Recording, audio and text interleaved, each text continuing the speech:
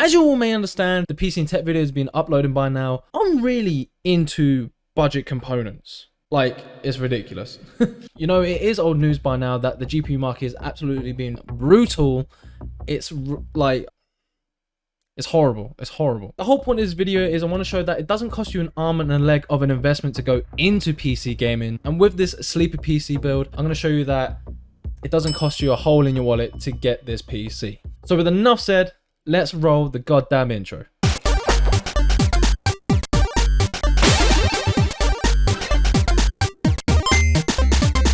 Hey, what is up, you love people? Welcome back to another video. Before we jump straight right in, I do want to take some time out of this video to say thank you to each and every one of you that is showing support and love to this channel. You know, we are currently on 257 subscribers and we're going upwards and onwards on our way to 300. And I just wanted to take some time to appreciate every single blimmin' one of you. You know, from showing love and support in the comments, leaving likes on the videos, you know, it really builds a community that I'm really proud of. And being such a small channel and seeing people coming in, leaving comments on videos and leaving likes, you know, it really puts a big smile on my face. And hopefully my videos put a big smile on your faces too. And I just want to say thank you. If you are new and managed to stumble upon my channel, you lot are absolute legends for doing so. Make sure to like, subscribe, turn those notification bells on if you do want to see more budget builds like this one in today's video. But with enough said, let's focus on that topic. Like I stated in the intro, yes, this is a cheap entry sleeper build. You know, it is more for people who want to take their first boo-boo baby steps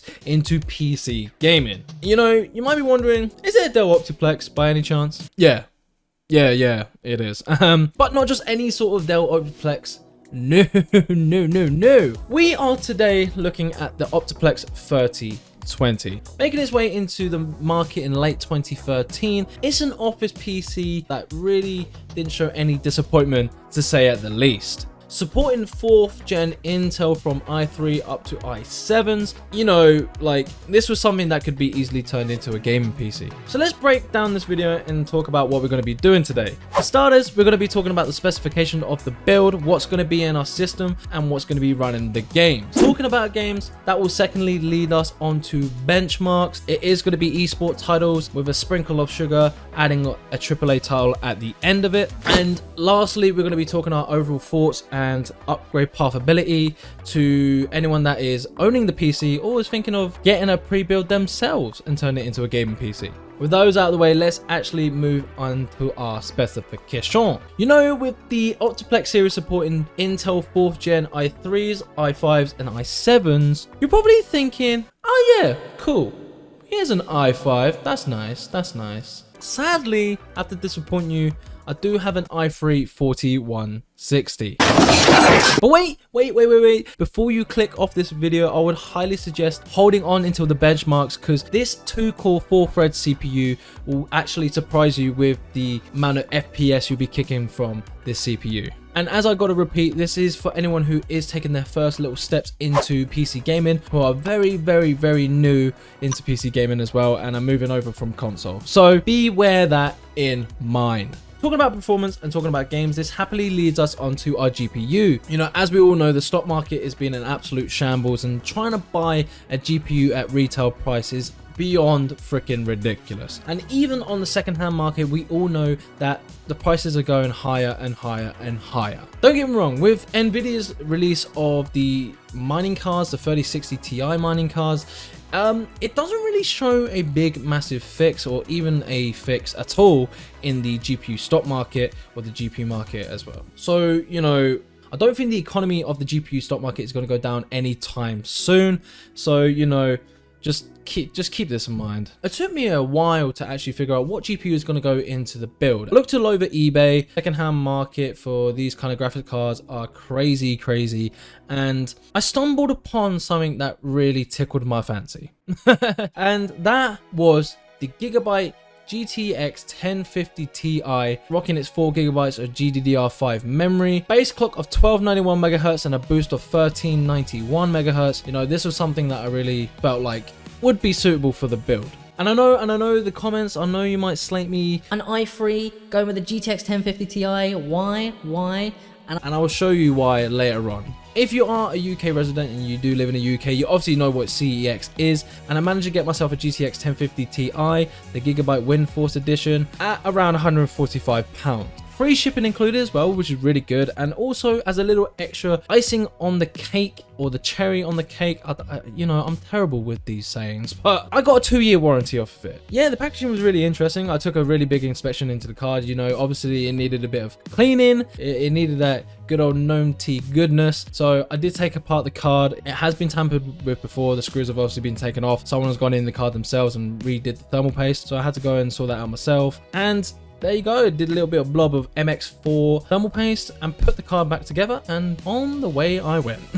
Moving on to the rest of our specifications, I was actually pleasantly surprised with the amount of storage space I got from this pre-build. I brought this thinking, you know, I was going to get 500 gigabytes of hard drive storage because it did advertise that. But you know, as soon as I actually got this in my hands, it actually gave me a 1 terabyte instead of 500 gigabytes, and I was pleasantly surprised. And to fit that, we managed to get ourselves 240 gigabytes of Kingston SSD storage for those faster boot times, you know, those sweet fast speeds. But falling from that, we do get 8 gigabytes of 1600 megahertz DDR3 memory or RAM, which was quite, you know, bare bones, bare minimum for a simple office build like this one. And to finish off, the power supply. With Dell Optiplexes, you're not really going to get a lot of watts, but with this one, I did manage to get 300 watts at 80 plus bronze. And to see 80 plus bronze, I was pleasantly happy with this, and good to see that it does have an 80 plus certification. With the GTX 1050 Ti pulling 75 watts TDP, you know, I knew this power supply wouldn't have any sort of problems.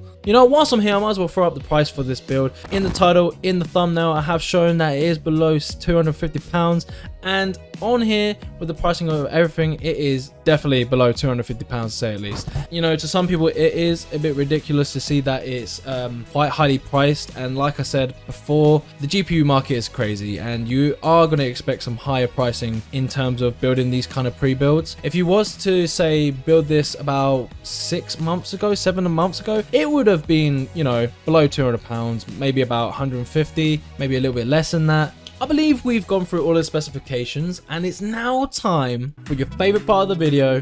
Let's go through some blimmin' benchmarks.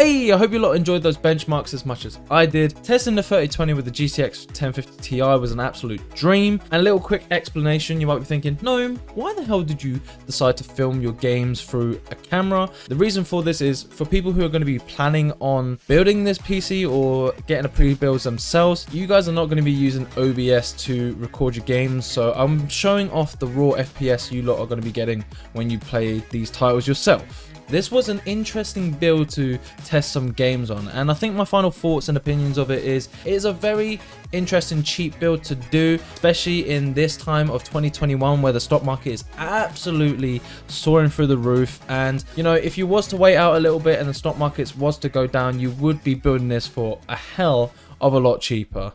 Upgrade wise, you know, my recommendations is probably going from i3 up to i5, where you get 4 cores instead of 2. That will help you out a lot when it comes to running esport titles and reducing the bottleneck on your i3, because it's only running 2 cores, so it's going to be straining quite a bit. But as you've seen in the titles before and the benchmarks, you know, it does handle that really well, and the FPSs you are going to get is pretty decent. Another thing I would recommend probably upgrading is your RAM as well. 8 gigs of 1600 megahertz memory is pretty decent, don't get me wrong, it will get the job done. I will repeat that again, the job done.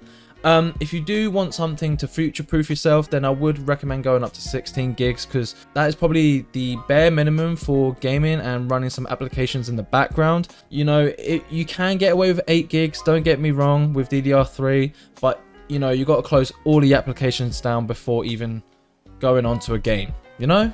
And also another thing, if you are going to get bigger amount of memory, then try and overclock it to 1866 because faster speeds equals more FPS, you know. It's very, very beneficial, especially if you're going with an AMD build as well. If you want to upgrade your GPU, then you would probably want to upgrade your PSU, you know. If you do want to upgrade maybe to an RX 580 or maybe a GTX 1660 or 1060, then you will have to look on upgrading your PSU. But yeah, that's it. I hope you lot got to the end of the video. I hope you lot enjoyed this little build I did today. You know, if you did get to the end of the video, you lot are awesome. You lot are legends for doing so. Like I said, if you are new and you do want to see more interesting builds like this one, make sure to like, subscribe, turn those notification bells on. If you do want to know more about my schedule, I upload gaming every Monday at 7 PM. Every 2 weeks on a Wednesday, I post PC and tech videos like this one for educational purposes at 7 PM as well. And most importantly, if you do want a more one-to-one and want to answer some questions that I do not cover in any of my videos, then you can catch me live every Saturday and Sunday